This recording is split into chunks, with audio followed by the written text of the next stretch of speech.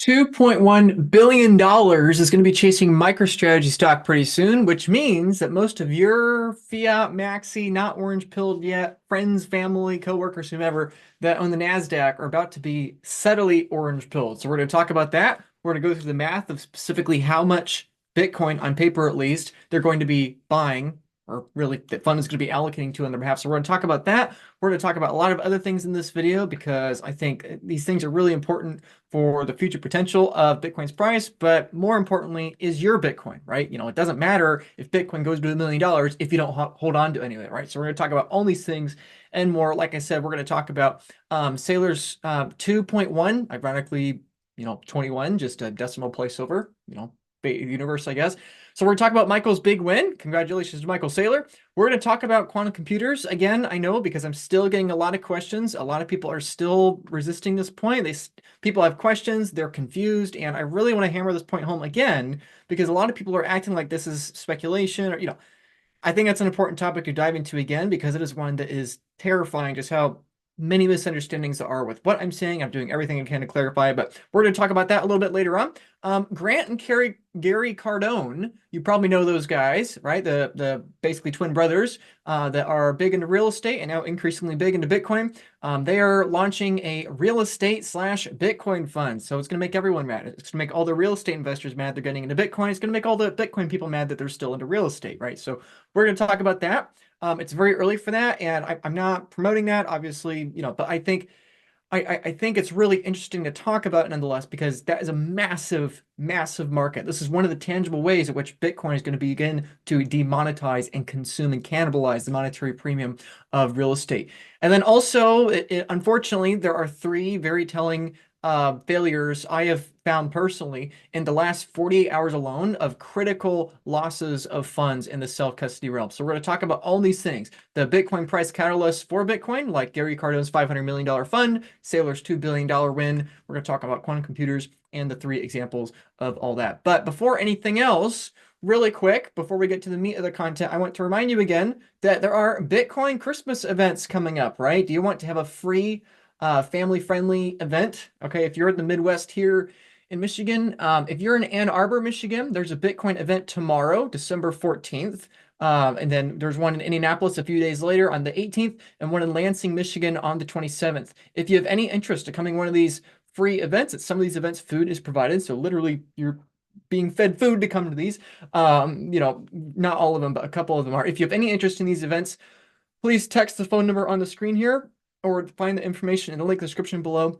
Would be thrilled to have you, would love to have you. These are family-friendly events. These are beginner-friendly events. This is the perfect kind of event to bring your spouse, to bring your kid, to bring that niece, to bring whomever, in a subtle way to orange pill them with a bunch of people that are normal, right? Normal, everyday people that happen to be Bitcoiners as well. So text the phone number on the screen if you want to join those. But without further ado, let's get to the meat of the content. Michael Saylor's $2.1 billion new allocation. Now, you might have heard about this already, but it is imminent. It is imminent and inevitable that MicroStrategy is going to be included in the NASDAQ. Now, you've probably heard of the NASDAQ, just like the Dow Jones, the S&P 500, etc. It is one of the largest indexes, right? The NASDAQ 100 has performed very well over the course of the last decade or so, especially as the tech sector has done very well. And now, they're going to be taking allocation up to $2 billion. They rounded down here, but $2.1 billion in fund inflows. This is what we're looking at, right? Now, MicroStrategy has traded up a lot in the last few months on speculation of this coming.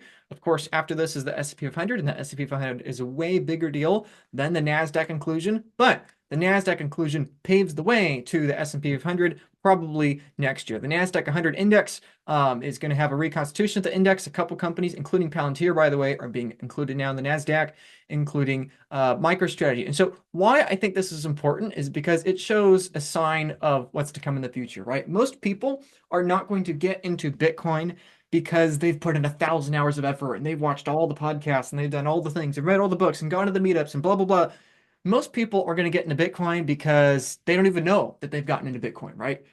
Technically, anyone that owns the S&P 500 technically owns a little bit of Bitcoin, right? And so if there are people in your life that, are into stocks and think Bitcoin's a scam or whatever, it might be worthwhile reminding them that, hey, do you own the S&P 500? Yeah, I own the S&P 500 because Bitcoin's a speculative volatile scam. Well, you know, technically, if you own the S&P 500, you own Tesla stock. And technically, if you own Tesla stock, you own a tiny, tiny, tiny little bit of Bitcoin. On paper, yes, with counterparty risk, yes, obviously, but technically, they have some price exposure to Bitcoin. However, MicroStrategy's inclusion to the NASDAQ is far more significant than Tesla's inclusion in the S&P 500 because Tesla doesn't even have 10,000 coins. Come on, Elon, pick it up, right? But Michael Saylor at MicroStrategy has over 420,000 Bitcoin. So we're going to have literally a 42x in the number of Bitcoin price exposure. Well, that's not entirely true because some of the mining companies also have Bitcoin exposure. But the point is that we're going to have a massive increase in allocation for people, right? Most people are not going to have their get off zero moment, quote unquote, by actually buying Bitcoin. They're going to have their get off zero moment via the Trojan horse that are securities that happen to be Bitcoin companies. Of course, Coinbase within the S&P 500 is one of those exposure points. However, the Michael Saylor and MicroStrategy playbook is going to be a much larger portion of the share, right? So specifically, how many dollars are we talking about here? Well, from my understanding, we're looking at just under a 0.5% allocation from the NASDAQ, which is about 2.1 billion. Now, of course, MicroStrategy has a premium against Bitcoin, right? There's approximately a double X premium for MicroStrategy shares in terms of Bitcoin. So really, the 0.46% here is not genuine Bitcoin exposure. Some of that is premium just of the stock.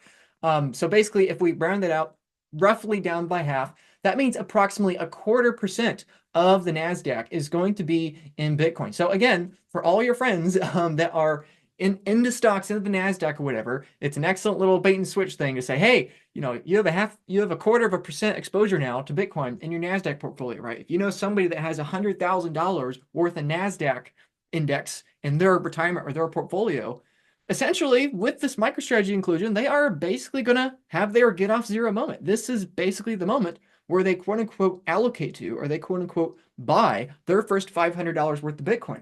And they won't even know that they're doing it, right? Because they're buying the passive flow or whatever, right? And so this is, I think, going to be a very major catalyst for people in the coming years because a lot of people right now don't want anything to do with Bitcoin. They are actively resisting it. But when they understand that, oh, wait, you know, I actually have $500 worth of price exposure via these indexes I have, I guess I should probably learn about it, right? And it's going to create this cognitive dissonance where people say, it's a scam, it's a speculation, it's a bubble, it's worthless, it's going to zero. But at the same time, wait, I have 0.5% invested in Bitcoin indirectly because I'm into the index, right? It's going to create this cognitive dissonance where it's like, I don't like Bitcoin because I like the index, but now the index is in Bitcoin.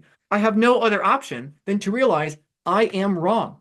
Either I am wrong about Bitcoin or I'm wrong about trusting the index.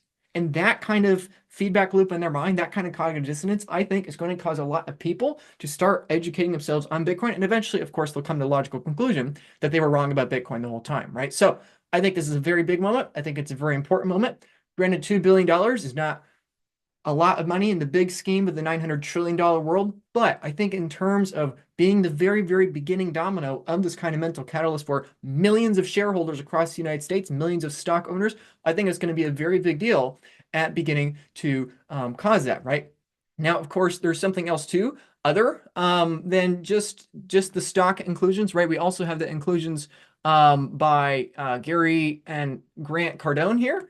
That's something else that we have going on here that I think really needs to be considered. It's not just the stock market investors that are going to be approaching Bitcoin, but I think over time it's going to be more and more the real estate investors that are approaching Bitcoin via a different kind of Trojan horse, right? MicroStrategy is the Trojan horse for the stockholders, right? Like the NASDAQ, like the S&P, like the Dow Jones, like all those. But I think there are going to be different kinds of real estate funds with a Bitcoin allocation exposure that are going to be the Trojan pill scenarios here, right? So I know very little about this fund. I know very little about what Gary and Grant Cardone are working on. I was texting with Gary earlier this morning trying to learn a bit about it. So I'm getting kind of a picture of how it's going. I'm going to have a call with him next week where we're going to talk about it. But for just the bigger picture scenario here, here's a good breakdown that I found on Grant Cardone's new fund, right? So this is why this person thinks it's brilliant, and I think it's very likely this is going to be brilliant, right? So basically, Cardone can put 20% of his fund into Bitcoin, which if we're assuming $1 billion fund, that's $200 million. Now, this is for commercial real estate investors and investments. That's what that attracts, right?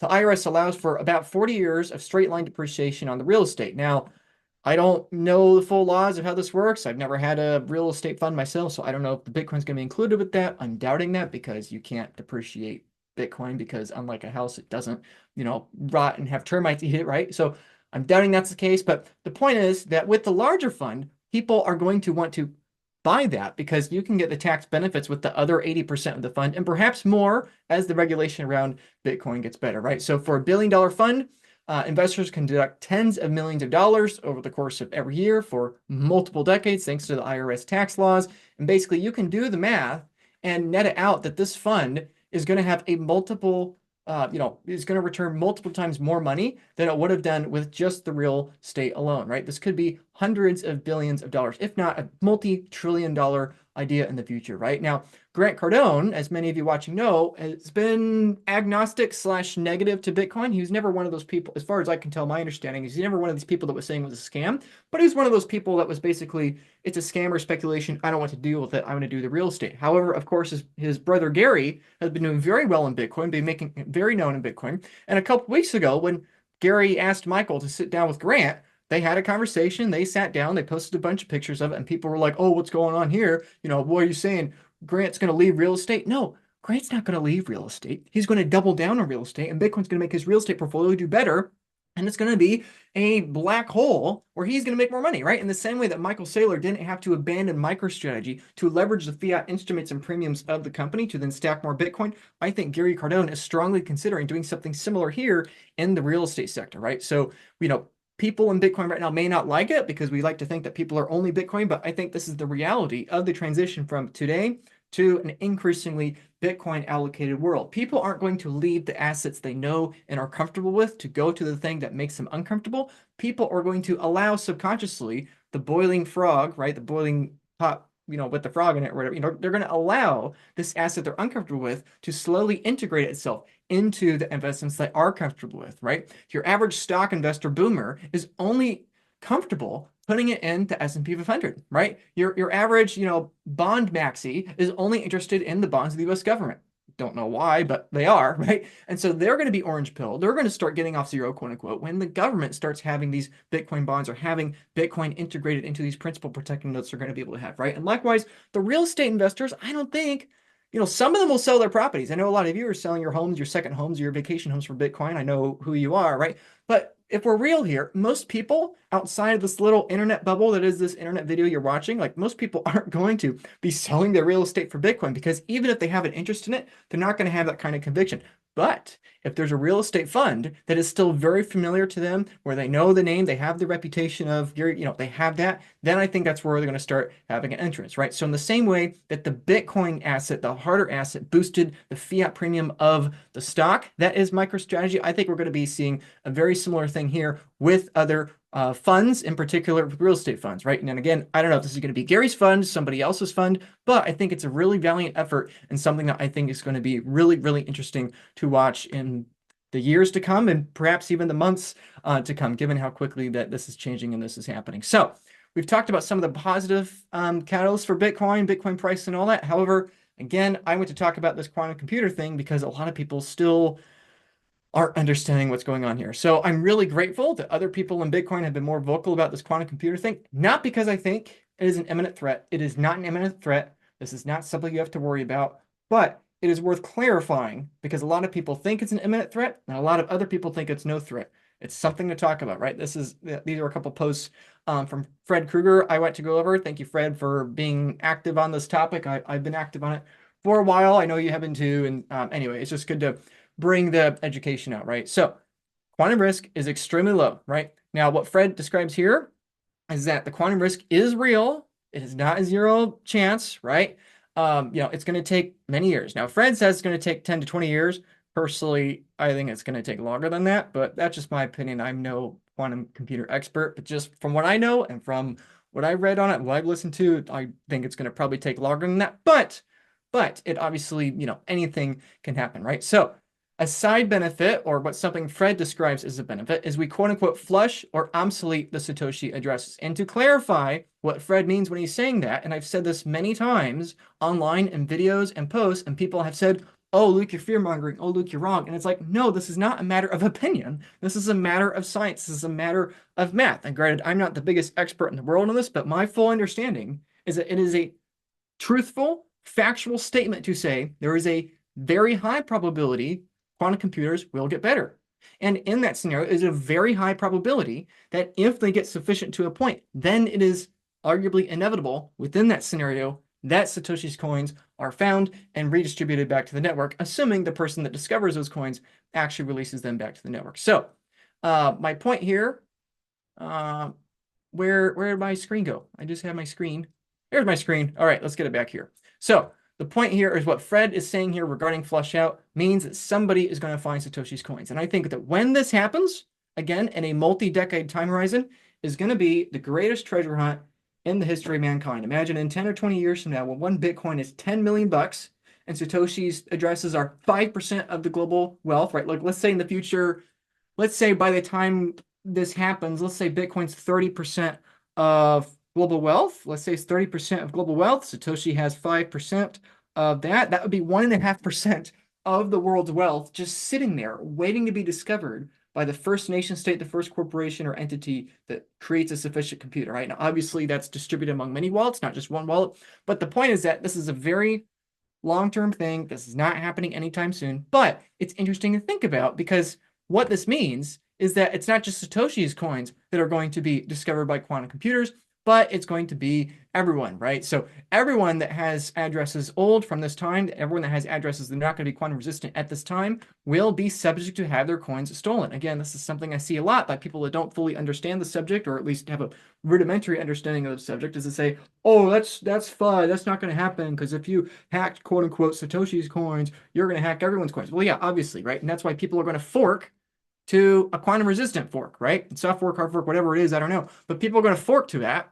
And then, of course, you can't move Bitcoin when the keys are lost, right? So anyone with lost keys is probably going to have their Bitcoin discovered at some point in the future, far enough into the future, right? And likewise, people that don't manage their self-custody properly and don't migrate to that quantum resistant chain, likewise, they're going to be the same thing, right? Because the network doesn't know if you didn't move your Bitcoin over because you lost the keys or you just were simply ignorant and didn't know what you didn't know and you didn't move it, right? So my point is, again, this is a very long-term thing. Do not worry about it. Do not be afraid about it. This is a very long-term concern. I am not saying this to scare you. I am saying it to provide clarification. This is not an opinion. This is not fear-mongering. There's a lot of strong opinions here because there's a lot of information asymmetry here, right? So let's talk about, let's not just talk about it, let's have a chart. That'd actually be better. So here's a good visualization of what we're looking at here. And this is one of the reasons why I highly encourage you to take UTXO management seriously. The quantum computer threat is way out here down in the future, but the actions you take today and the near future will better prepare you for being prepared for that, right? Not every threat, just because a threat is not immediate, doesn't mean that you shouldn't take immediate action to prepare for that. We'll get into the UTXO management component of that really quickly here. But this is a good visualization. Again, Fred Krueger, thanks for sharing it from Jameson Lopp, right? Again, his estimation is 10 to 20 years. I think it's not reasonable to say it's going to be significantly longer than that. There's a non-zero chance of being cracked. And so full UTXO transaction migration, the best case is 6 months, right? Realistically, multiple years. It might require bigger blocks. That's what he says. Obviously, again, this is a problem and an issue so far in advance that it's impossible to predict what's going to happen. But the really critical part I want you to pay attention to, and I've been saying this when I was at Bitcoin Bootcamp that I hosted. We briefly talked about this in one of the speeches, but I've said this in numerous videos, but especially more in private with my clients at Bitcoin Advisor, is that this is why UTXO management is incredibly critical, because we don't know when the threats of the future are going to manifest. I don't think this quantum computer threat is going to emerge as a legitimate threat, let's say 10 years from now in 2035. But if it does, that is going to be an existential critical loss to anyone that doesn't have the UTXOs managed, right? Because there is only so much space at the base chain. And if you have too much data with your transactions, with your Bitcoin that you're storing, that means it's going to be incredibly cost prohibitive for you to be able to spend that Bitcoin, right? Imagine you have, let's say, 5 Bitcoin, and you have a bunch of UTXOs, they aren't managed properly. And let's say somebody else has 500 Bitcoin and they have the UTXOs properly managed because they took it seriously and they understood that the biggest threat to your Bitcoin is losing your Bitcoin. And let's say they protect that properly. Well, now the problem is that if you have 1/100th of the Bitcoin to somebody else, and you have 10 times the UTXOs that they do, they can literally pay 100 times, 500 times as much per UTXO as you're going to be able to pay. And so for them, $1,000 transaction fee on the base chain network, to them, that might be 0.1% fee. They don't care. What's another $1,000, right? But to you, if you only have so many UTXOs and UTXOs are only so big, that means all of a sudden that you're going to be paying a significant percentage fee to the network, right? In metaphorical terms, to keep this simple, because I don't want to lose anyone, although I'm sure I probably has, because nobody likes talking about this. The good metaphor here is comparing land on Manhattan, right? This Bitcoin is digital Manhattan. Digital Manhattan is going to have 8 million people living on this island in the future, right? You cannot have everybody live on the base level of the island. You can't do it. You can't fit 8 million people on the dirt. Not everybody is going to have a yard, at least not on the ground, right? Maybe you could stack a building and everyone can have a patio, right? Maybe you could do that with apartment buildings or something. But the point is, it's the same thing with Bitcoin. Inherently, not everyone is going to use base layer Bitcoin. In the same way that not everybody can have a house actually on the ground, on the dirt, on the island of Manhattan, is the same thing with Bitcoin. Inherently, not everyone is going to have the base layer. And so you are early enough to Bitcoin. You're able to buy the base layer. You're able to stack sats, right? Here's a good explanation of how early you are to Bitcoin, is that you are so early to Bitcoin, 99.5% of the world will never be able to afford a single UTXO. They're going to get priced out of the base layer fees, of the base layer cost of holding the actual dirt, the actual Bitcoin, right? And so just from that alone, inherently you are not too late to Bitcoin. You're actually very early to Bitcoin, because at least 99% of the world cannot fit at the base layer. In fact, over 85% of the world's corporations and companies won't be able to fit at the base layer. So if you have ever made a single transaction on Bitcoin's main chain, you are not only in front of, inherently, at the maximum possible hyper-Bitcoinization level, 85% of the world's companies, but also 99.5% of the world's people. And so my rambling point in all this is that you don't want to be saving your precious land in the island of Manhattan in terms of 1 square inch, 3 square inch, 5 square inch, 8 square inches. You don't want to be saving your land in random unspent transaction outputs. You don't be saving it in random little blocks of land on the island. You want to buy one section of 50 square meters and you hold it like that, right? That is what you want, right? When you're going to buy a farm and you're going to have it be an intergenerational farmland, you don't want to have 14 different parcels across 3 different states, each one being half an acre. You want to have one 30-acre farm you pass down generation to generation. And so the problem is that a lot of people aren't taking this seriously. Again, I'm not trying to scare you with the quantum computer threat. That is many, many years, if not multiple decades away from today. However, the UTXO management risk is one that is much sooner into the future. We're not talking decades, we're talking years. And then there are even higher priority concerns, which we'll get to more in a minute, which are loss of funds. That is literally what you need to be thinking about in the next coming weeks and months, right? Everything is a spectrum of risk. And if in a very low probability scenario, if we were to have quantum computers suddenly have a massive advancement to where we're now looking at, let's say, a 3-year or a 5-year time horizon, right? Even if we still have 5 years to prepare for that, everyone is going to have to transact. Everyone is going to have to make a transaction moving from the pre-quantum era to the post-quantum era for Bitcoin's standard, right? So this is why it's really important to manage this now, just in case that future problem is coming in the future, right? Even though there's a problem, and not necessarily a problem, but even though there's a threat 10 years in the future, you got to take seriously the threats 3 years from now, just in case that threat 10 years in the future gets bumped up to 5 years, because then all of a sudden everyone's going to be panicking about this, and it's just going to bump up and up and up and up and up until everybody needs to make massive changes right now, and nobody is prepared for what's happening. So I think, again, think in terms of probabilities. Don't think in terms of absolutes. I cannot emphasize that enough. I am not trying to scare you and say all these. I'm just saying this is what you need to keep in mind, okay? There's a standard order of operations here. There's a standard priority list, right? Your main concern should not be quantum computers or even UTXO management for that matter, right? UTXO management, quantum computers, time locking, all this stuff is mostly people putting a cart in front of the horse, right? You got to start with square one, right? If you are terrified of taking self-custody, there's no reason for you to be worrying about UTXO management, right? Every risk is imminent, but on a different time scale, okay? I want to make that very clear. Just because I'm talking in terms of probabilities, I'm not trying to scare you. This is imminent. You don't have an option. You are going to have to manage your UTXOs like a part-time job at some point in the future. I don't know for you. if you're in a high risk scenario where you got to start doing that literally this month, or if you're in a low risk scenario where you can literally wait like 30 years to begin to have that conversation. I don't know where you are in that spectrum, probably somewhere in between. But again, all of these threats are imminent to your Bitcoin. However, on a wide variety of time scales here, right? Let's give an example. Let's say you're watching this video and you have half of Bitcoin, okay? Your custody risk is immediate if you have it on an exchange, okay? You have an immediate level of risk here, right? Look at this picture with all this cash. This is what you have sitting on an exchange right now. And all somebody has to do is they have to guess your login information and withdraw from the exchange on your behalf. It is crazy, insane to me that people will keep half a Bitcoin on the exchanges. Like, what on earth are you doing? Would you have 50 grand of cash in your car when you drive in a city? No, you absolutely wouldn't. And so why on earth are you having 50 grand of Bitcoin on your freaking Coinbase account where all somebody has to do is swipe your phone, guess your two-factor authentication, have a SIM card swap against you, guess your email, get a picture of your driver's license, whatever. All they have to do is get enough information to log into your exchange and withdraw on your behalf, and then your Bitcoin's gone. I've seen that happen so many times, and it's incredibly painful. People are so stressed about problems out of order by putting the cart in front of the horse, they don't realize the monumental stress and what they should be stressed about right in front of them, right? So, however much money you have on an exchange, my desperate plea is get it off an exchange, right?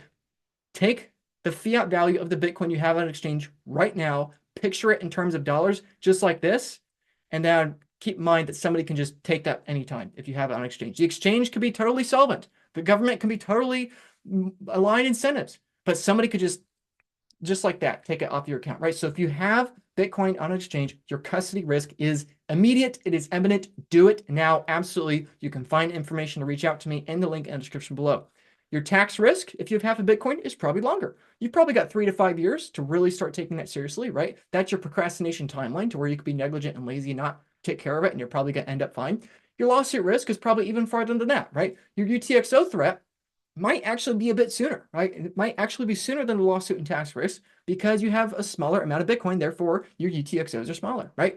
And the quantum computer threat, again, we're talking literally in terms of decades, if not many, many decades, right? So again, my point is, don't focus on the quantum computers and the UTXOs. Desperately, my desperate plea is focus on the custody risk, the tax risk, and lawsuit risk. But again, this highly depends on how much Bitcoin is in the question here, right? If you've got 10 times more Bitcoin, let's say you have 5 Bitcoin. Okay, you have 5 Bitcoin. Again, your custody risk is immediate. Why? Because you have 10 times the cash in that exchange. Like, what on earth are you doing? You have 5 Bitcoin on Kraken?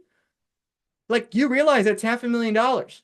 If somebody just gets your, do you know anyone that has had a credit card swipe from them, right? It's the holiday season, right? It's Christmas. I have multiple family members, in fact, myself too, has had credit card information just taken by scammers. You don't know where it happens. You don't know when it happens, but they do it. And unlike a bank, you can't reverse it. If they withdraw from your exchange, you can't reverse it. It's gone, okay? Visualize it as not a number on a screen, but actual tangible cash in your hand. Picture it, right? If you've got 5 Bitcoin on an exchange, in my opinion, respectfully and lovingly, you're being incredibly irresponsible and you are playing with literal fire. You're going to lose $500,000. Like, do you realize that? I'm just trying to plead some sense into you people, right? Now, again, tax risk, maybe it's a bit shorter than the guy with half a Bitcoin because you have literally 10 times your Bitcoin, right? Maybe the lawsuit risk is shorter. Your UTXO threat is probably farther in the future because you have a larger Bitcoin stack and therefore almost certainly larger UTXOs. You have larger portions of Bitcoin, chunks of Bitcoin. The land you have in the dirt metaphor of Manhattan are inherently bigger, right?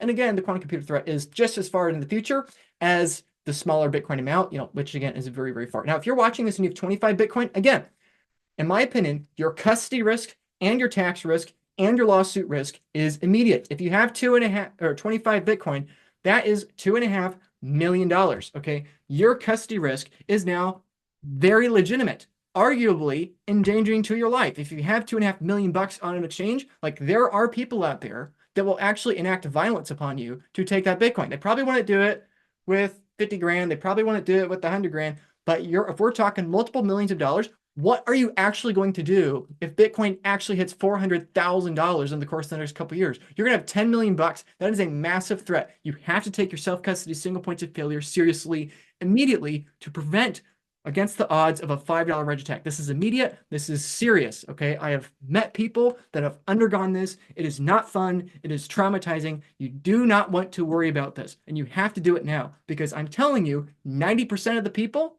maybe 80% of the people that have that many Bitcoin as you are not taking it seriously. And if Bitcoin price were to go higher than what we expect it's going to go, all of those people are going to be funneled into a very short period of time where they all panic and have to do it immediately. Just like with the quantum computing threat, like I described before, if that threat moves up in time, now you have the same number of people needing to do the action they procrastinated, but now in only half of the time, a third of the time, a tenth of the time, right? So again, my encouragement is take these things seriously now. If you've got 25 Bitcoin, your tax risk is no, you don't have the luxury of waiting anymore. You have an immediate threat. 25 Bitcoin's $2.5 million. We're going to be talking about 3 million, 4 million, 5 million, 8 million, 10 million in the course of literally months, if not only a couple years. And your lawsuit risk is also very, very significant, right? People are probably not going to wage lawfare against you if you've only got 100 grand worth of Bitcoin or so, right? But if you've got $1 million of Bitcoin, if you've got a couple $1 million of Bitcoin, we're starting to get to the point where somebody out there is going to say, hey, I think Jim Bob over there has got a couple $1 million of Bitcoin.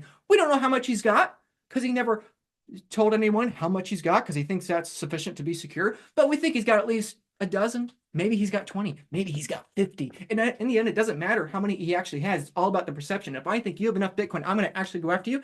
Then what you have to consider is that, well, why not? Right? Let's just nickel and dime him. Let's sue him for a couple $100 grand because he says something offensive to me, or he made me trip, or he, whatever. Emotional damages, right? Let's just go after him for whatever reason to try to take. I have seen these things happen. Okay. I have been on the call with people where people reach out to me and they've served papers that day or that week or whatever. And it's like, I can't help you anymore. I'm sorry. Like, you have X number of coins are coming after, these parasites of the court system are coming after 10% of your coins. I'm sorry. You didn't have the proper legal and trust structure before this happened. Now, you either got to lie under oath and say you lost the keys in the boating accident, in which case you're no longer ever going to be able to spend that Bitcoin again without now literally evading the law, and you're going to literally have the threat of going to jail if you ever spend that Bitcoin again, or you got to pay it up. Like, do your tax planning, do your legal planning before you're served the papers. Do it before the tax deadline, right? This is my strong encouragement. Again, this is a wide range of topics, right? This is a wide range of threats we're talking about, or a wide range of Bitcoin stacks, right? But again, the higher your Bitcoin stack, probably the less imminent your UTXO threat, but the higher threat your custody tax and lawsuit risk, right? And if you have a smaller amount of Bitcoin, your UTXO threat is probably higher and your lawsuit and tax risk is lower. So again, everything has nuance. All risk is a spectrum. All risk is probabilities. Nothing is absolute. There is no singular answer or solution. Every person is different. Every tax jurisdiction is different. Every person's desire for the life plan is different. Every person's desire for the self-custody spectrum is different, right? There is no solution. There are only trade-offs. I genuinely believe that. And anyone neglecting this nuance and telling you X, Y, or Z is the best for everyone, or is the best, they must be ignored. I have my strong opinions of what I think the ideal trade-offs for various things are. However, everything has a cost. Nothing in life is free. So again, if something in this is resonating with you, please text me, find the information in the link in the description below. Please do it immediately. If you have over 2 Bitcoin, you have no excuse not to have at least a 5% allocation to multi-sig. Okay, just get something off the exchange, get something upgraded to a multi-sig vault. You don't have to start with everything, right? I see this all the time. People start with a certain number of Bitcoin, they procrastinate increasing their security, they procrastinate getting it off the exchange, then they reach out back to me, a month later, 3 months later, a year later, and they've lost 5% of the Bitcoin, 10% of the Bitcoin, or whatever, So please text me, email me. I don't care, whatever the case, just do it. There are 12,000 people that follow me on this YouTube channel. I am a human being with flesh and blood. I only have so much time every given day. I can't help 12,000 people, okay? I have a team of 40 people. Granted, that means we can do 40 times the work, that can help people do this. But even with that team of 40 people, there's no way we're going to be able to help 12,000 of you, right? And that number is only going to grow. A year from now, there's going to be 20,000, 30,000, 40,000 people that follow me on here, probably with the mega bull market we're running into, right? My strong encouragement is please take this stuff serious now. Get off zero. Get some Bitcoin off of an exchange. Get some Bitcoin upgraded to a multi-sig. It's a 5% allocation. Start now. Even if you just have a couple Bitcoin, this is a serious amount of wealth. If you have just 1 Bitcoin, and you actually believe this is going to $1 million, treat it like it's going to $1 million. That is my strong, strong, strong recommendation. I cannot recommend this enough. I'm not saying this. Well, yes, I am saying it in my own self-interest, but I'm also saying it to clear my conscience, because I don't want to have to explain to your loved one in a year from now when they reach out to me what happened, or I have to say, I can't help you. You were served the court paperwork. I'm sorry, the lawsuit's already in effect. Nothing I can do to help you. You just lost your Bitcoin because somebody hacked it or somebody stole it or whatever. Like, I'm sorry, I can't. I can't help you. I can help you on the front end, which is why I'm being annoying and persistent about encouraging you to take this stuff seriously. But all the time, multiple times a week, somebody reaches out to me and they've had some sort of problem where now they've lost some percentage of their Bitcoin, and I can't help you at that point. I'm trying to help you in advance because I can't help you on the backside, right? So again, let's go through some tangible examples, because I know how this works. A lot of you are going to say I'm fear mongers, and I have to emphasize this really clearly. This is all from the last 48 hours alone before the time of recording, okay? Coinbase has been restricting accounts and failing to provide any explanation to people and refusing to offer support or clarity, right? I've seen this from over a dozen people now that, it doesn't seem like it's for everyone. It seems like information spotty, but this guy here is the largest one I saw, where he has $2 million of inaccessible assets on Coinbase. Coinbase is refusing the right to withdraw. I don't know why this is the case. It's probably just their tech sucks. That's probably the reason why. Honestly, I don't think Coinbase is about to collapse like FTX. I don't think Coinbase is going to go to zero, right? I don't, they're regulated. I don't think Coinbase is like FTX. However, it doesn't matter if they are or if they're not. You can't withdraw your money. Okay. And you understand that that is a significant threat, right? Imagine having a couple $1 million and now you can't withdraw, right? And you may think, oh, that doesn't apply to me because I've only got 20 grand or 200 grand on the exchange. But if you actually believe Bitcoin's going to do a 10x, do not leave your Bitcoin on these exchanges, because you are accepting all of the risk with that counterparty for no reward, right? Like, the only reason you're doing it is respectfully because you haven't done the work to take the self-custody, okay? Now, there's another one besides Coinbase that I am very, very concerned about right now, and that is Fortress Trust. Okay, if you have iTrust Capital, I believe Strike, I believe Swan, although I know Swan and others are leaving that now, right? But Fortress Trust, I've never been a huge fan, but increasingly so in recent weeks, as we've had these quote unquote exit fees. Is just not a very good look that they're slapping on these fees all of a sudden, right? These are basically the same people that were a part of Prime Trust. Obviously, Prime Trust blew up and had these clawback, just ugly, ugly stuff, just not great, right? And that fee is increasing, right? I think this is a very good point that I personally agree with from Pledator, someone on Twitter here. Now they're charging $175, no longer just $125, right? Again, this is the custodian Swan is using. Of course, I'm not singling out Swan here. Obviously, I used to work at Swan. I'm a huge fan of Swan. I love the Swan team, but this is a reality when you have counterparty risk. This is not Swan's fault. This is a Fortress Trust's fault. But nonetheless, you are still accepting that risk because there is risk upon risk upon risk, right? Likewise with Strike, and other companies, iTrust, right? I've got nothing against those companies themselves, but Fortress Trust is, to me, the smoking gun here. There was something going off here, right? And it seems, I fully agree with you, Predator. It seems very suspicious to me that the fee is increasing roughly at the same rate with Bitcoin price. It just isn't a good look. I don't have any inside info. I don't know anything, but I was there when Prime Trust basically blew up. And I was on those calls. I was trying to help people get out. Not everyone got out. And I'm desperately pleading with you. If you have Bitcoin on an exchange or in one of these trusts, strongly consider getting it out as soon as possible. Now, again, a lot of people pretend like, self-custody is an end state. And unfortunately, not all self-custody is created equally. There are numerous forms of self-custody that have massive single points of failure. In fact, the vast majority of self-custody solutions have single points of failure. Again, that Coinbase issue is in the last 48 hours. This Fortress Trust issue is expanding in the last 48 hours. This is another example I was heartbroken to read from Jeremy Garcia, a friend of mine. I'll read it for you. Hello, all. I have an acquaintance that unfortunately had Bitcoin on a hot wallet and it was stolen. Okay, 5.1 Bitcoin worth $150,000. It was stolen a few days ago on December 7th of 2024. Of course, now he's publicly posting it now. He's asking for help. Retweet, like it, help me. And I'm not making fun of this guy or not making fun of Jeremy's acquaintance here, but I am so sorry to read this. I see these all the time in private, and people don't really share their stories publicly because it's embarrassing.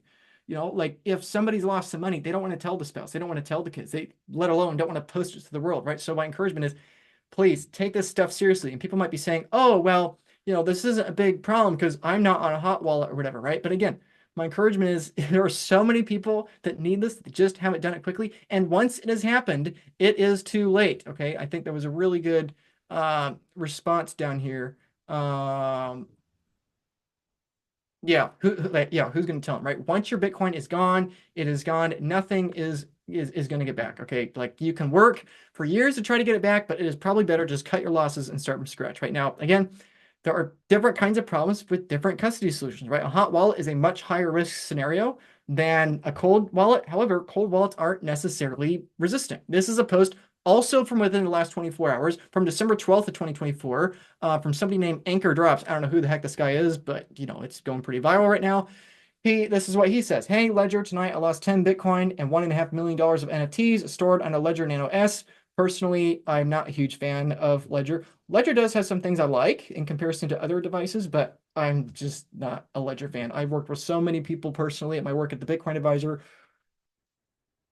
where they just die. Ledgers just die, and it's quite terrifying. But this is a different scenario. It was a brand new and it wasn't an old one. The ledger was purchased directly from the Trezor site. The seed phrase was stored in a secure location, never entered anywhere online, never signed any malicious transactions. Everything is in physical possession, hasn't touched the ledger in 2 months. Explain what happened. Well, unfortunately, I don't think you can explain what happens, right? This is a $2 million loss. Obviously, I'm questioning his choice of judgment already if he had 100 or if he had $1.5 million in NFTs. So obviously he's not in full agreement there. But again, the point is that once something bad has happened, you don't know where the original trigger point was, right? You don't know where that single point of failure was exploited that resulted in that critical loss, right? Okay, and again, one more example just to hammer it home. This is one I actually interacted with on Twitter, and the comments, frankly, were terrifying. And so I would like to address them real quick. Hopefully this is informational to you, okay? More and more of these are happening. I am seeing more of these at work. Obviously, I'm not sharing those private stories in public because that is just disrespectful in every regard, but I'm only sharing the stories here that were shared in public on Twitter here. And again, this is just from the last 2 days, okay? Again, please take it seriously. This is happening more and more now, right? This is from somebody that posted about 20 hours ago before the time of recording. He had a breach in his hardware wallet, not an exchange, not a hot wallet, a hardware wallet, and got part of the Bitcoin drained, a significant amount of his Bitcoin. I'm guessing probably about 20% or so, right? So my point is that for every time Bitcoin price doubles, the scammers will return with a factor of 10x, right? It's like, we have won, congratulations, the states are buying Bitcoin, the corporations are buying Bitcoin, we're having nation state adoption, we're having game theory, yes, wonderful number go up, price stuff, right? But again, you have to keep in mind, if you have been in Bitcoin just through the bear market, you have not yet experienced what all the hackers and the scammers and all those people trying to clamor over your Bitcoin coming back. You haven't yet experienced what that feels like, okay? I've experienced what that feels like, and I experienced it vicariously through talking to literally dozens of people every single week about their Bitcoin stories, right? And really, there's only two kinds of people: the people that take it seriously and the ones that eventually will take it seriously because they've lost their funds at some point in the process, right? So a lot of really interesting and disturbing comments here, right? I'll get to that one now. Okay, this guy says, oh, he's just engagement farming. He didn't lose that Bitcoin. He's just, trying to get those views to get that 2 extra cents and Twitter ad revenue. Okay, it's like people don't believe me when I say that people literally all the time lose Bitcoin.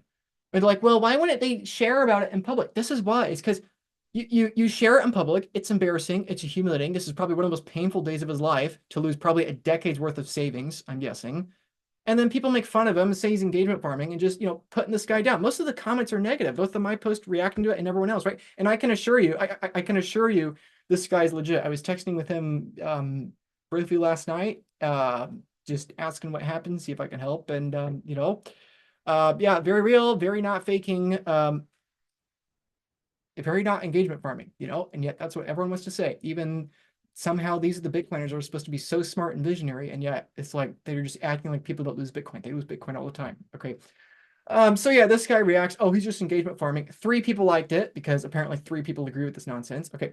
And if somebody is lying about that or faking that, it's pretty crummy because I've interacted with so many people that have lost so much money, so much of their life savings. Okay. Every single week, I meet another couple people that have lost some significant percentage of their Bitcoin stack. Sometimes people reach out and they're like, Luke, I made a stupid mistake. I sent a transaction I shouldn't have sent.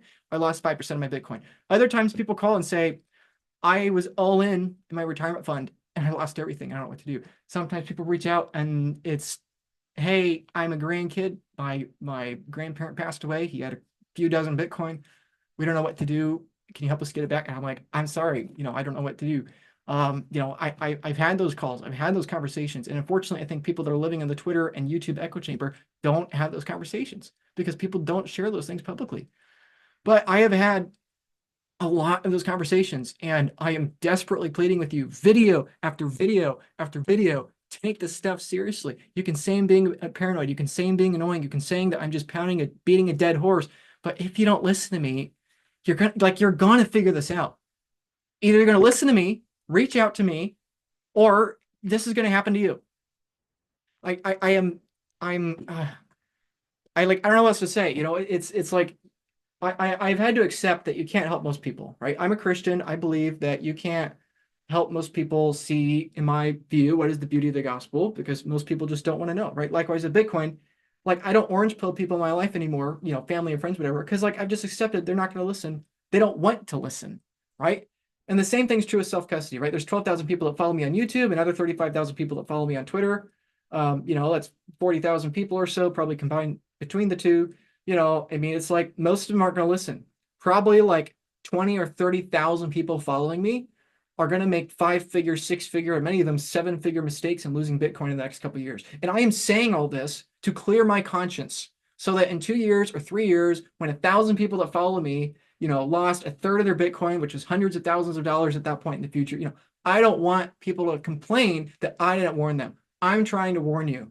Get out of fiat, get some Bitcoin. I know 99% of the world's not going to listen to me, and they're going to stay in their government bonds, and they're not going to understand Bitcoin, but that's their fault. And I have a clear conscience. I tried to tell you, I made the videos. I'm trying to let you know. The same thing is true with the self-custody aspect here. And unfortunately, human nature doesn't change, and people are going to procrastinate the things that they shouldn't be procrastinating, right? So this is something I did my best to explain after a comment that personally I thought respectfully to this person. I don't know who you are. He probably follows me.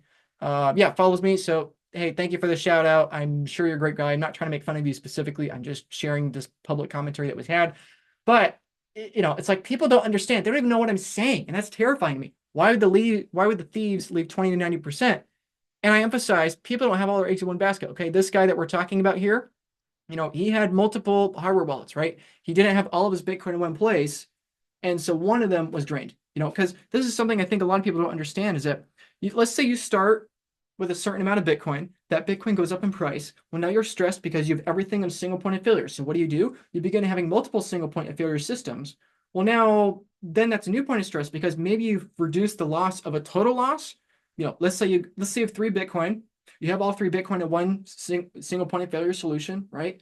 And then you're concerned about that. So then you have 3 single point of failure solutions, each one with 1 Bitcoin. So now you cut the probability of you losing all of your Bitcoin dramatically, but you've dramatically increased the probability you're going to lose a third of it.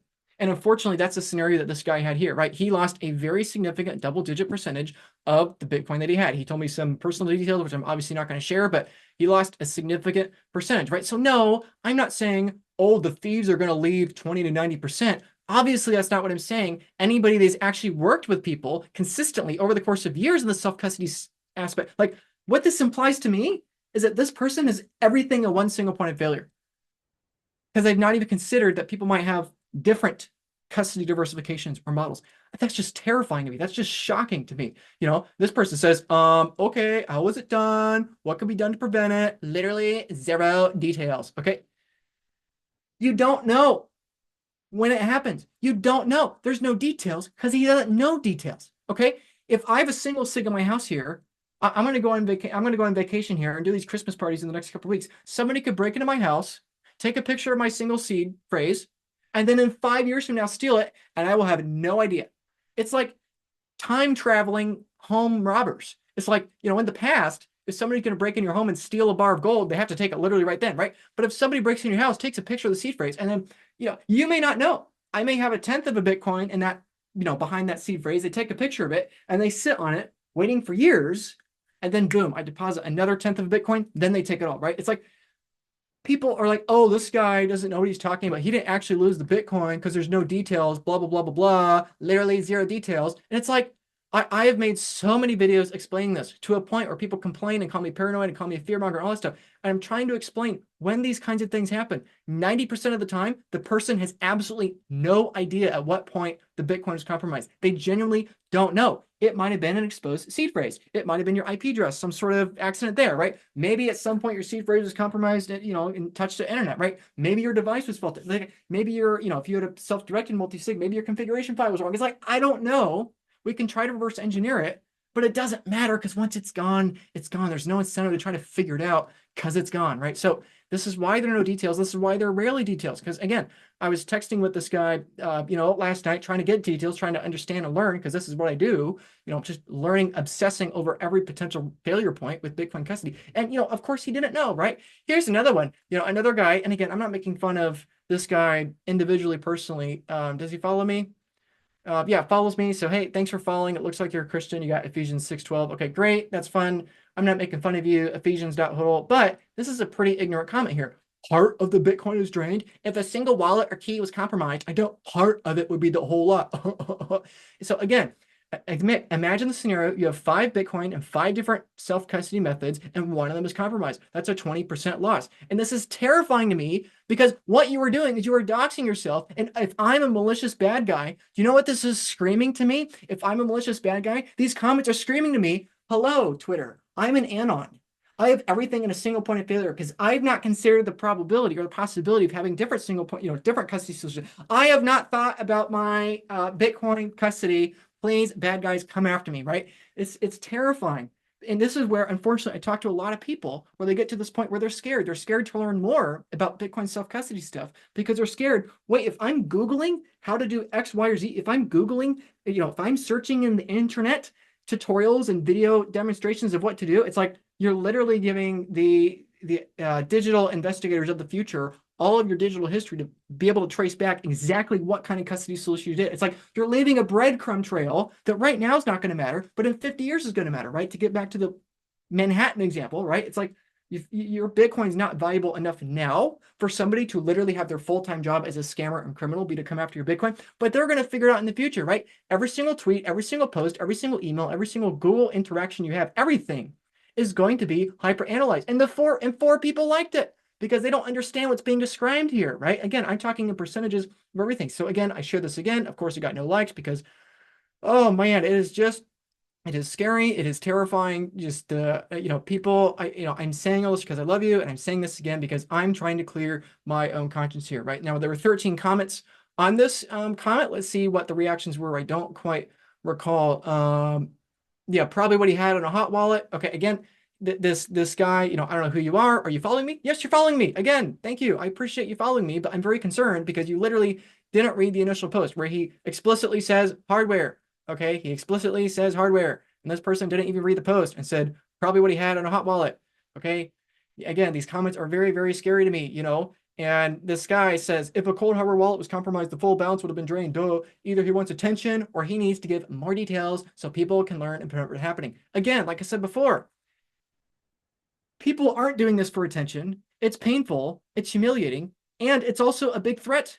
If you publicly say to the world, oh my gosh, I just lost some of my Bitcoin in a self-custody mistake, what do you think that does to the criminals and the scammers? You're basically saying, hey, I'm an injured deer. Wolves, please come hunt me down. Take me out, right? This is why people don't share these kinds of mistakes publicly. I see these personally, individually, all the time in these calls. I'm desperately warning you, do this stuff because you're not going to hear about it when it actually comes to manifest and it gets shared online, right? So again, these people aren't asking for attention. These are real stories, right? And they don't know the details because they don't know where the original source point was, okay? You don't know how to prevent this scenario from happening because you don't know what actually happened. So again, I've said this multiple times now. I'm being redundant. I'm just trying to be very, very clear here, right? So, with respect, people haven't done the work. They haven't considered all these things, right? So again, we can be bullish and optimistic on Bitcoin because MicroStrategy is introducing Bitcoin rapidly to stockholders. We can be very bullish on Bitcoin because we have these real estate funds coming into Bitcoin, but the inherent trade-off of having a 100x value in your Bitcoin is that you're going to be a 1,000 times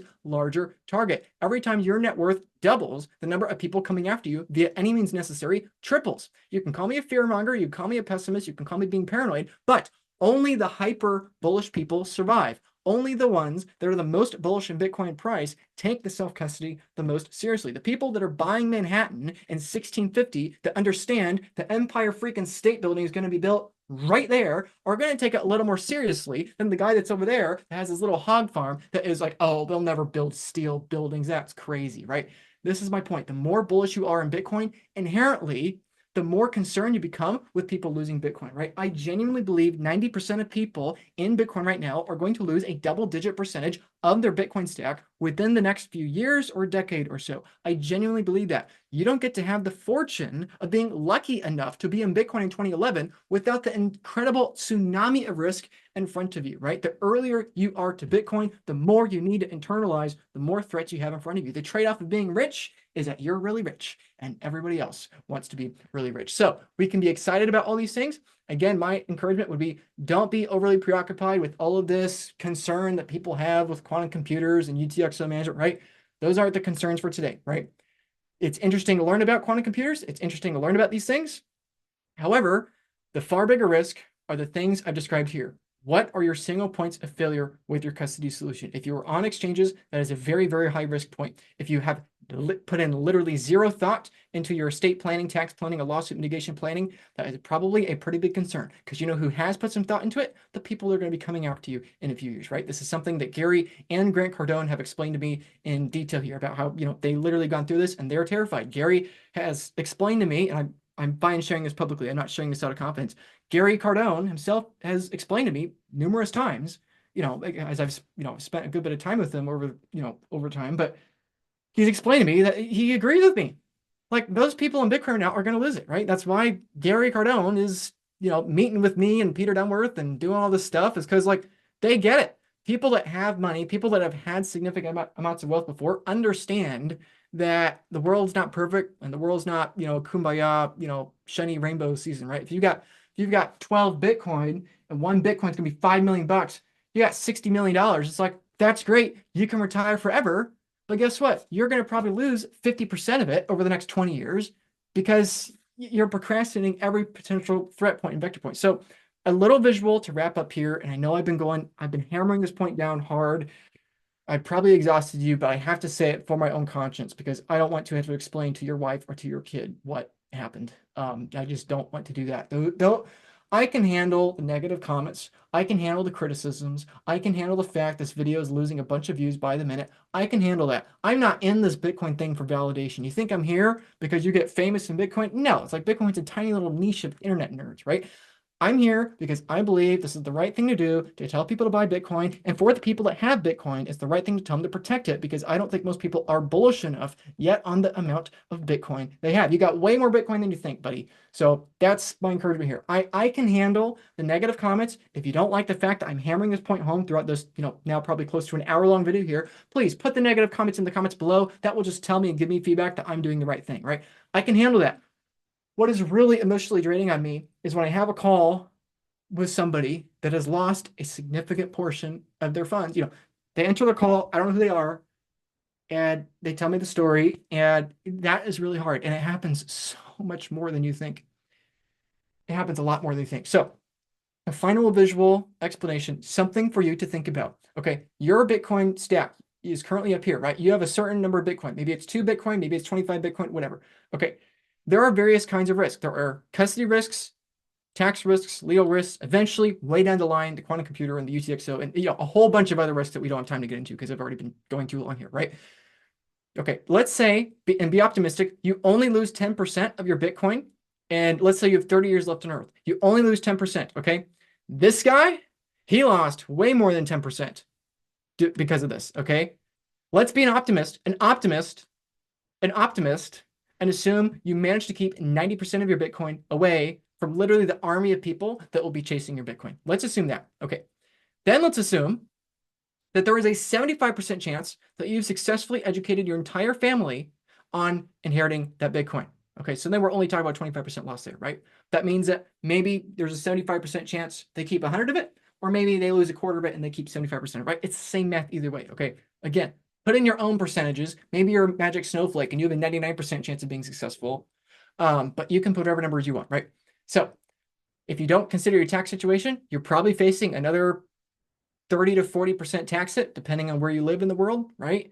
If you don't have your tax planning properly set up between estate taxes, capital gains, and other forms of tax.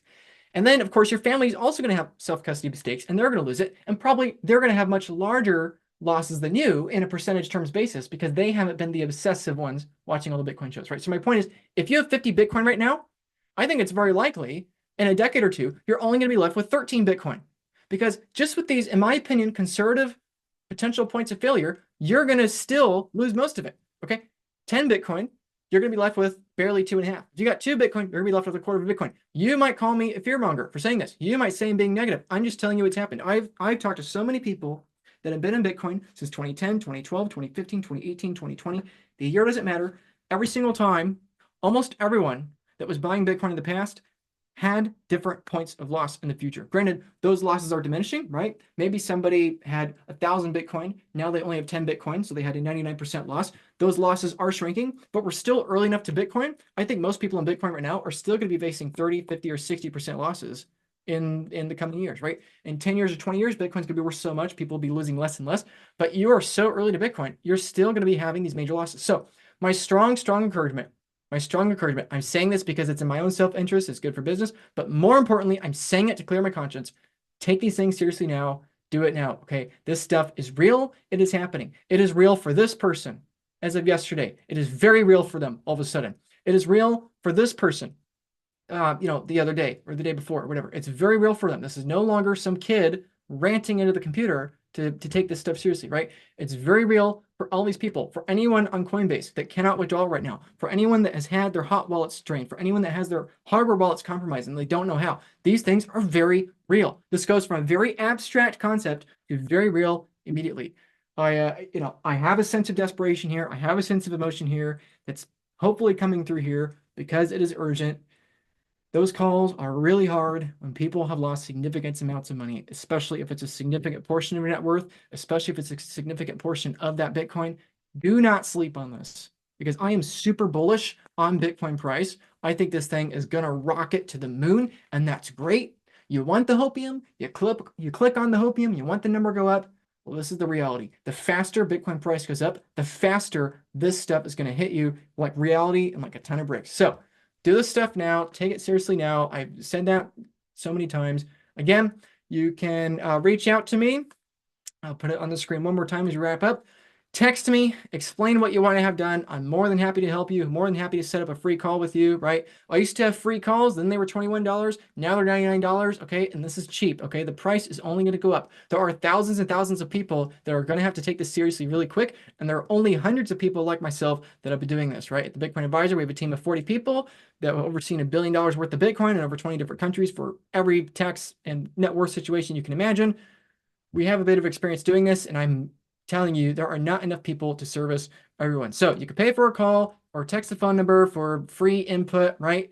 Text the phone number on the screen, information in the link description below, email the email address on the screen, information is like in the description below, or you can book a call, the price again soon to rise again. You are so early to Bitcoin. You've got more in common with Mr. Michael Saylor, right? Michael Saylor does multi-sig. You should probably have some allocation to multi-sig. Again, for goodness sakes, get a 5% allocation multi-sig. Get a 10%. I don't care. Just get off zero, right? Start upgrading immediately. Start with 1 hour education. You don't have to go all in, right? There's 12,000 of you subscribed to this YouTube channel. There's probably still a couple hundred of you watching this late into the video. I only have enough time to probably help 100 people over the next couple of years, right? Now with a team of 40 people, maybe we could 40x that number to approximately, let's say 5,000 people. That's still not going to be enough, okay? 1% of you watching this video are going to actually be able to, have a service professional like myself or someone at the Bitcoin Advisor or someone comparable to us be able to help you. So I've said enough. Please reach out. The future is bright. The future is optimistic. People are being orange pilled without them even knowing it, right? It's getting introduced into the stock exchanges. It's getting introduced into the real estate funds. And so my encouragement is, if you're actually serious about Bitcoin and you actually want the Bitcoin to make it to where it's important to you, your kids and grandkids, take this stuff seriously now. Thank you. If you're going to a Christmas party, one of the Bitcoin Christmas parties I mentioned, I will see you there. Thanks, everyone.